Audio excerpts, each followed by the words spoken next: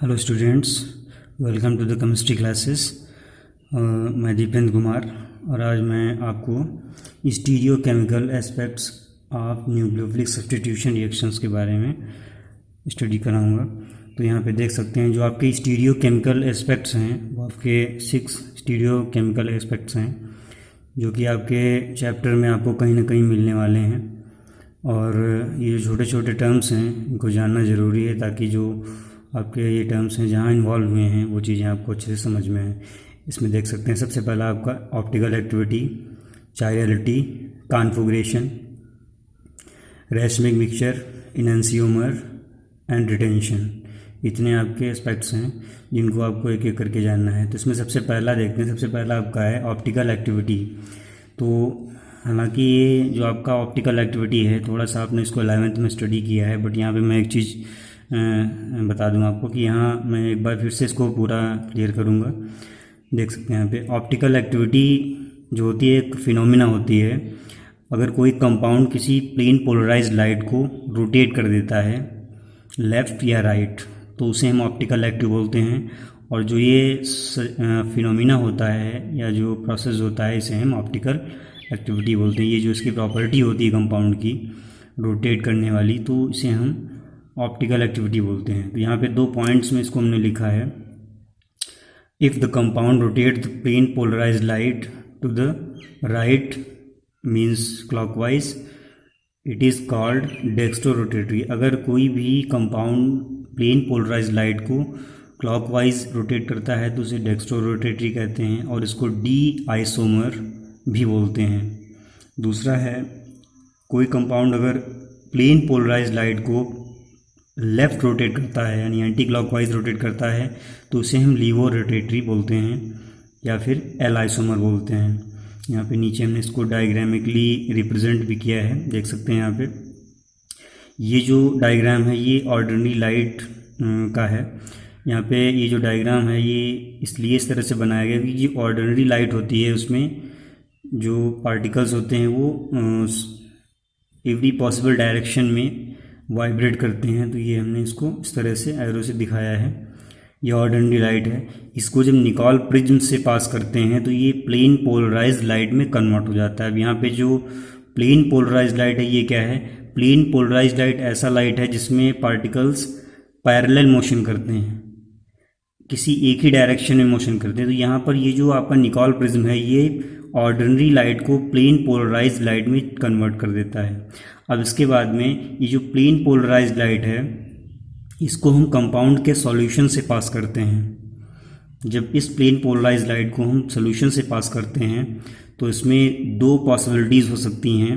हो सकता है कि ये जो कंपाउंड है इस प्लेन पोलराइज्ड लाइट को क्लॉकवाइज रोटेट करे। यहाँ पे देख सकते हैं जो हमने ब्लैक कलर से दिखाया है यहाँ पे एरो, ये आपका प्लेन पोलराइज्ड लाइट का है। और जो ब्लू कलर से दिखाया गया है ये आपका रोटेटेड लाइट है, रोटेटेड प्लेन पोलराइज्ड लाइट। तो यहाँ पर ये जो एरो आप देख रहे हैं ये पहले इनिशियली इस तरह से था, अब ये फाइनली इस पोजीशन में गया। तो ये आपका जो डायरेक्शन है ये क्लॉकवाइज है तो इसको हम डी फॉर्म बोलेंगे या डी आइसोमर बोलेंगे। दूसरा ये हो सकता है कि ये आपका जो प्लेन पोलराइज्ड लाइट है ये लेफ़्ट रोटेट हो, यानी कि ये इस तरह से। यहाँ पे देख सकते हैं initial plane polarized light and final plane polarized light. तो यहाँ पर ये इस तरह से रोटेट हुआ है तो ये आपका एंटी क्लॉकवाइज है। तो यहाँ पर ये एल फॉर्म या फिर एल आइसोमर होगा। तो यहाँ पे देख सकते हैं ये जो आपका यहाँ से यहाँ तक का जो फिनोमिना है इसे हम बोलते हैं ऑप्टिकल एक्टिविटी। अगर कोई कंपाउंड इस तरह का बिहेव शो करता है तो वो आपका ऑप्टिकल एक्टिव होगा। तो यहाँ पे इस डायग्राम को अच्छे से नोट कर लें ताकि ऑप्टिकल एक्टिविटी बहुत अच्छे से आपको आ जाए। नेक्स्ट है आपका जो डी और एल फॉर्म आपके क्रिएट होते हैं आफ्टर रोटेशन, उनको एक और साइन के साथ इंडिकेट किया जाता है। यहाँ पर देख सकते हैं ये जो डी फॉर्म है आपका वो पॉजिटिव साइन के साथ में जो आपका डिग्री ऑफ रोटेशन होता है उससे पहले प्लस का साइन मेंशन करके उसको रिप्रेजेंट किया जाता है। और जो एल फॉर्म होता है उसे माइनस साइन के साथ में रिप्रेजेंट किया जाता है। नेक्स्ट आपका है चायरलिटी। चायरलिटी क्या है देखते हैं। कोई कंपाउंड अगर अपनी मिरर इमेज पे सुपर इम्पोज नहीं हो सकता है, या कह सकते हैं कोई दो ऐसे स्ट्रक्चर जो कि एक दूसरे के मिरर इमेज हों और एक दूसरे पर सुपर इम्पोज ना होते हों। यहाँ पे देख सकते हैं ये इस तरह से, सपोज करते हैं ये कोई कंपाउंड है, इसका मिरर इमेज ये है। तो अब यहाँ पर देख सकते हैं ये जो आपका ग्रुप और एटम्स हैं ये एग्जैक्टली एक दूसरे के ऊपर फिट नहीं होने चाहिए। अगर इसको हम उठा के इस पर फिट करें तो यहाँ पर देख सकते हैं कि ये जो COOH है ये और ये दोनों ग्रुप तो इस पर फिट हो जाएंगे, बट यहाँ पर ये OH इस H पे आएगा, ये H ये OH पे आएगा। तो यहाँ पर ये जो ग्रुप्स हैं ये आपके एग्जैक्टली एक दूसरे पर फिट नहीं होंगे। तो इसका मतलब हम इसको कह सकते हैं कि ये आपके जो मिरर इमेज हैं या ये जो कंपाउंड के स्ट्रक्चर हैं ये दोनों एक दूसरे के मिरर इमेज हैं और दोनों एक दूसरे पर सुपर इम्पोज नहीं हैं। तो इसमें ऐसी मिरर इमेज जो कि एक दूसरे पर सुपर इम्पोज ना हो, या ऐसे स्ट्रक्चर जो कि एक दूसरे पर सुपर इम्पोज ना हो और वो दोनों आपके एक दूसरे के मिरर इमेज हों, तो उन्हें हम चायरल बोलते हैं। चायरलिटी के लिए एक चीज़ और भी होनी चाहिए। चायरल वो आपके मॉलिक्यूल्स होते हैं जिसमें कार्बन एटम 4 डिफरेंट वैलेंसी से अटैच होता है। यूँ कह सकते हैं कि जो कार्बन एटम है वो आपका जो भी कार्बन एटम है वो आपका 4 डिफरेंट ग्रुप्स या फिर आपका 4 डिफरेंट एटम से अटैच होता है। यहाँ पर देख सकते हैं जैसे आपका लैक्टिक एसिड है, ये आपका जो लैक्टिक एसिड है ये यहाँ पे देख सकते हैं जो बीच में स्टार मार्क किया हुआ है कार्बन, ये आपका चायरल एटम है। ये 4 डिफरेंट ग्रुप से अटैच है। यहाँ पे OH है, COOH है, CH3 है एंड H है। तो ये आपका चायरल कार्बन है। इस चायरल कार्बन को एसिमेट्रिक कार्बन भी बोलते हैं, तो ये भी ध्यान रखिएगा। इसके बाद में क्राइटेरिया ऑफ ऑप्टिकल एक्टिविटी भी जान लेते हैं। ये ध्यान रखिएगा, इसमें 2 क्राइटेरिया होने चाहिए कोई भी मॉलिक्यूल आपका ऑप्टिकल एक्टिव है उसके लिए। सबसे पहली बात उसमें नॉन सुपर इम्पोजिबल नेचर होना चाहिए, यानी कि जो कंपाउंड है उसका मिरर इमेज उस पर सुपर इम्पोज नहीं होना चाहिए, जैसा कि मैंने भी यहाँ पे आपको बताया था। उसके बाद में उसमें कोई सिमेट्री नहीं होनी चाहिए, no symmetry observe in the molecule और कंपाउंड। यहाँ पे सिमेट्री आपकी 2 टाइप की हो सकती है, plane of symmetry and centre of symmetry. यहाँ पे देख सकते हैं जैसे ये आपका मॉलिक्यूल है मीजो टार्टरिक एसिड, इसमें प्लेन ऑफ सिमेट्री का मतलब होता है कि अगर कोई मॉलिक्यूल है उसको 2 इक्वल हाल्स में डिवाइड किया जा सकता हो, तो वहाँ पर वो प्लेन ऑफ सिमेट्री होता है। तो यहाँ पर देख सकते हैं ये जो आपका मॉलिक्यूल है इसको बीच से आधा आधा डिवाइड कर सकते हैं, तो ये आपका प्लेन ऑफ सिमेट्री है। यहाँ पे नीचे इसमें मेंशन किया गया है कि ऑप्टिकली इनएक्टिव का मतलब ये है यहाँ पे कि यहाँ पे चायरल तो है कार्बन, बट यहाँ पे प्लेन ऑफ सिमेट्री होने की वजह से ये ऑप्टिकली इनएक्टिव है। यहाँ पर देख सकते हैं इसको जब आप डिवाइड करेंगे तो ये 2 इक्वल हॉल्स में नहीं डिवाइड होगा, इसमें OH इधर है, इधर वाले ये OH इधर है, तो अपोजिट साइड इसमें ग्रुप्स हैं, तो इसमें प्लेन ऑफ सिमेट्री नहीं है। और साथ में ये जो आपका मिरर इमेज है ये भी नॉन सुपर इम्पोजिबल है, तो ये आपका ऑप्टिकली एक्टिव हो जाएगा। नेक्स्ट है आपका कॉन्फ़िगरेशन जो होता है वो आपका spatial arrangement of functional group around the carbon atom, वो आपका कॉन्फ़िगरेशन बोला जाता है। नेक्स्ट है आपका रेशनिंग मिक्सचर आपका ये आपको फॉर्मूला ध्यान रखना है। रेशनिंग मिक्सचर में देख सकते हैं 50% D फॉर्म और 50% L फॉर्म होता है, ये दोनों का कॉम्बिनेशन जो होता है वो रेशनिंग मिक्सचर होता है। यहाँ पे एनांशियोमर नेक्स्ट आपका एनांशियोमर क्या है देख सकते हैं। एनांशियोमर इसको एग्जांपल से समझते हैं। मान लेते हैं ये कोई मॉलिक्यूल है, इसका मिरर इमेज ये है।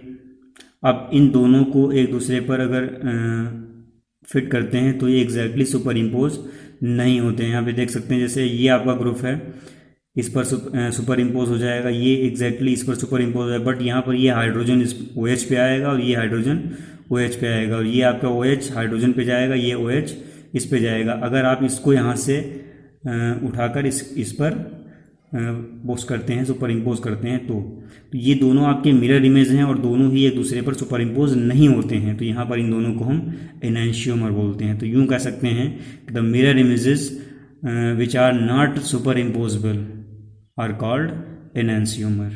यहाँ पे लिखा भी है structure first and second are enantiomer. एक चीज़ और भी बता दें, कोई भी मिक्सचर अगर आपका ऐसा है जिसमें 2 एनांशियोमर हैं, दोनों इक्वल प्रोपोर्शन में हैं, इनैंशियोमर में एक चीज़ ये भी जान लीजिए कि अगर आपका एक डी फॉर्म है तो दूसरा डेफिनेटली एल फॉर्म होगा, यानी कि अगर एक डेक्स्ट्रो रोटेटरी है तो दूसरा लीवो रोटेटरी 100% होगा। तो अगर दोनों 50-50% हैं तो उसका जो ऑप्टिकल रोटेशन होता है वो ज़ीरो हो जाता है, क्योंकि उसमें इंटरनल कंपनसेशन होता है, ये ध्यान रखिएगा। नेक्स्ट आपका रिटेंशन। रिटेंशन जो होता है प्रिजर्वेशन ऑफ स्पेशियल अरेंजमेंट, जो भी आपका मॉलिक्यूल का स्पेशियल अरेंजमेंट है बॉन्ड्स का एटम्स या ग्रुप्स के रिस्पेक्ट में, वो आपका प्रिजर्व हो, यानी कि वो वैसा ही बना रहे ड्यूरिंग द रिएक्शन, तो उसे हम रिटेंशन कॉन्फ़िगरेशन या रिटेंशन बोलते हैं।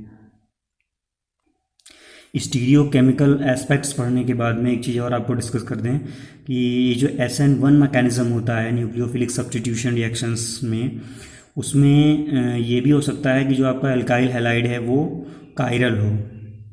तो यहाँ पे जब कायरल एल्काइल हैलाइड होगा तो उस केस में SN1 मैकेनिज़्म कैसे होगा ये थोड़ा सा देख लेते हैं। अगर कोई कायरल मॉलिक्यूल SN1 मैकेनिज़्म के थ्रू न्यूक्लियोफिलिक सब्स्टिट्यूशन कर रहा है तो वहाँ पर रेसमिक मिक्सचर बनता है। यूँ कह सकते हैं कि ये आपका एक रेसमाइजेशन प्रोसेस डन करता है।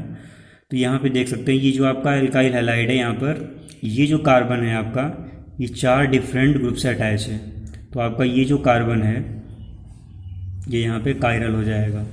अब इस कायरल एल्काइल हैलाइड पर जैसे ही इसका न्यूक्लियोफिलिक सब्स्टिट्यूशन होगा तो एक आपका रिटेंशन प्रोडक्ट मिलेगा, एक आपका इन्वर्जन प्रोडक्ट मिलेगा। यूँ कह सकते हैं कि एक प्रोडक्ट आपका रिटेंशन कॉन्फ़िगरेशन के साथ मिलेगा, दूसरा आपका इन्वर्जन कॉन्फ़िगरेशन के साथ मिलेगा।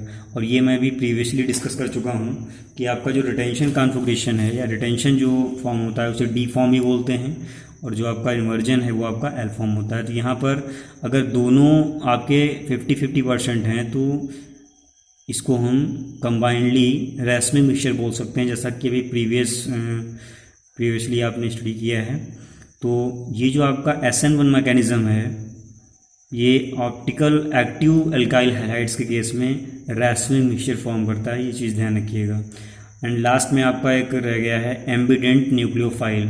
अभी तक जो भी आपने न्यूक्लियोफिलिक सब्स्टिट्यूशन रिएक्शन पढ़ा है उसमें आपने ये देखा है कि न्यूक्लियोफाइल उसमें अटैकिंग एजेंट है।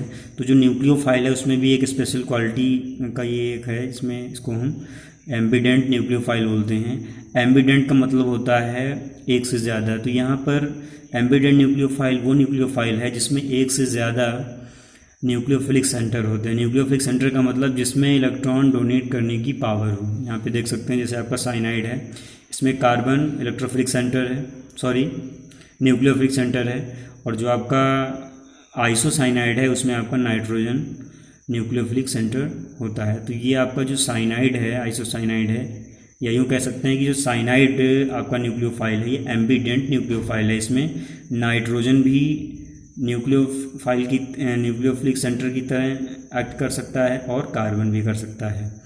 और वीडियो के लास्ट में भी आपको एक वर्कशीट मिलेगी जिसको आपको सॉल्व करना है वीडियो। और लास्ट में मैं कहना चाहूँगा कि वीडियो को शेयर और लाइक ज़रूर करें, और जिन्होंने अभी तक चैनल को सब्सक्राइब नहीं किया है प्लीज़ वो सब्सक्राइब कर लें ताकि हमारा जो नया वीडियो अपलोड हो वो आपको सबसे पहले मिले।